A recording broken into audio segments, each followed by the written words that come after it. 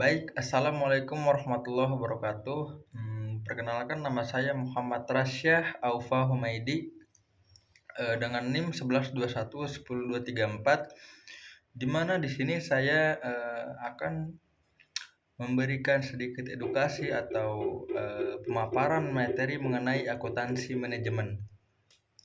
Di mana akuntansi manajemen ini ialah cabang ilmu akuntansi yang berfokus pada pengumpulan, pengolahan, dan penyediaan informasi keuangan untuk membantu manajer dalam mengambil keputusan suatu bisnis. Nah, akuntansi ini bertujuan untuk memberikan paduan strategis dan operasional untuk mencapai tujuan organisasi secara efektif dan efisien.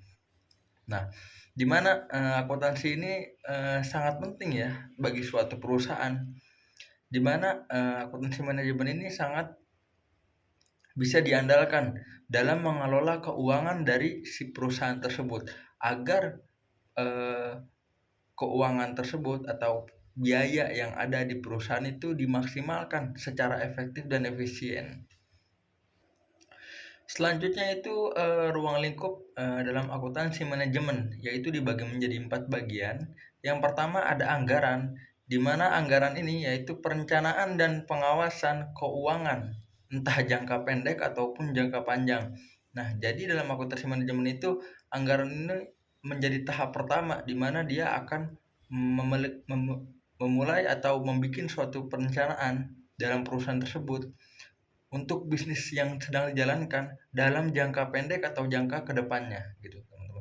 Dan yang kedua ini ada analisis biaya, di mana analisis biaya ini meliputi yang pertama identifikasi, dan yang kedua pengukuran, dan yang terakhir itu ada pengendalian biaya untuk meningkatkan profitabilitas, di mana analisis biaya ini itu menganalisis suatu keuangan di suatu perusahaan agar bisa memaksimalkan uang yang ada agar bisa mencapai target maksimal dalam suatu perusahaan tersebut. Dan yang ketiga ini ada pengambilan keputusan, di mana penyediaan informasi yang relevan untuk mengambil keputusan strategis. Dan yang terakhir ada pengukuran kinerja, di mana evaluasi dan pelaporan kinerja ini untuk meningkatkan perusahaan yang berkelanjutan. Dan selanjutnya ini ada perbedaan akuntansi manajemen dan akuntansi keuangan, di mana yang pertama akuntansi keuangan nih, yaitu dia berfokus pada pelaporan keuangan yang eksternal dari pihak luar aja, seperti investor dan penanam saham, atau bisa disebut ya investor.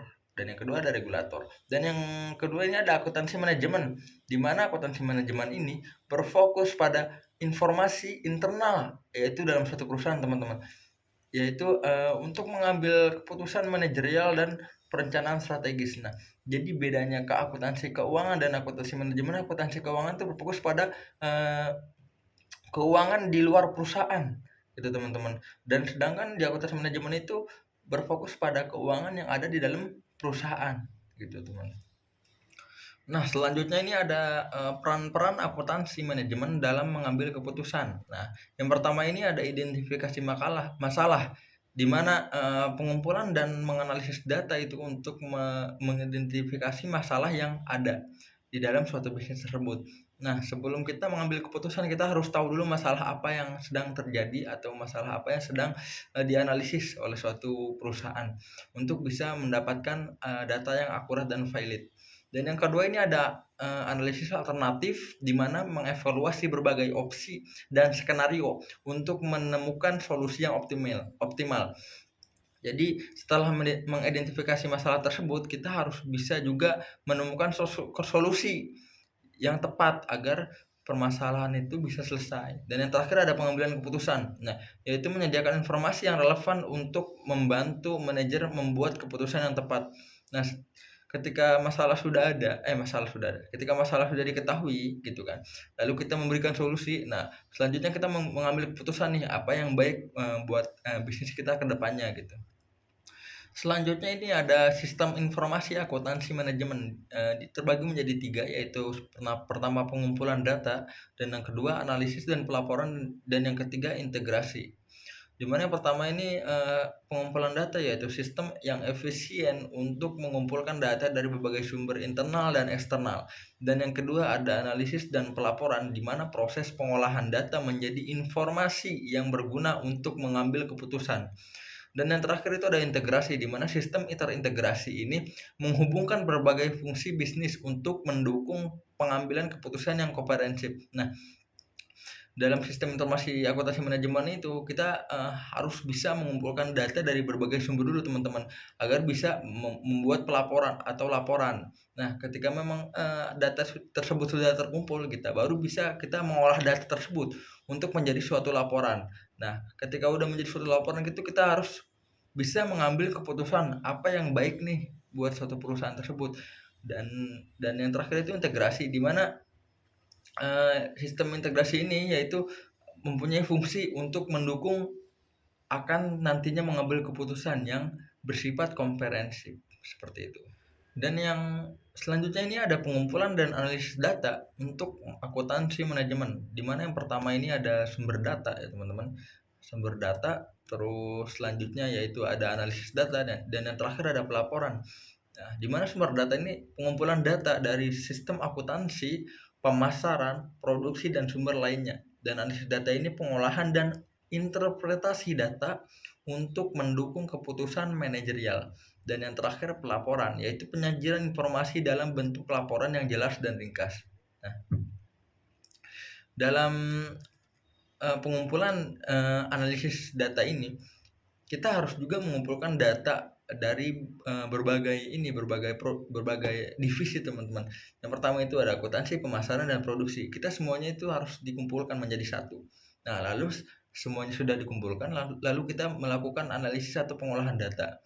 Nah, untuk mengambil suatu keputusan yang tepat gitu, yang strategis. Dan yang terakhir itu pelaporan, di mana penyajian informasi dan lalu bentuk pelaporan jelas. Nah, ketika udah mengambil keputusan, kita buat keputusan itu menjadi laporan, tapi laporannya harus bersifat jelas gitu teman-teman, agar pihak manajer bisa mengerti dan memahami apa yang kita laporkan tersebut. Selanjutnya ini ada pelaporan dan komunikasi informasi akuntansi manajemen, yaitu terbagi menjadi tiga.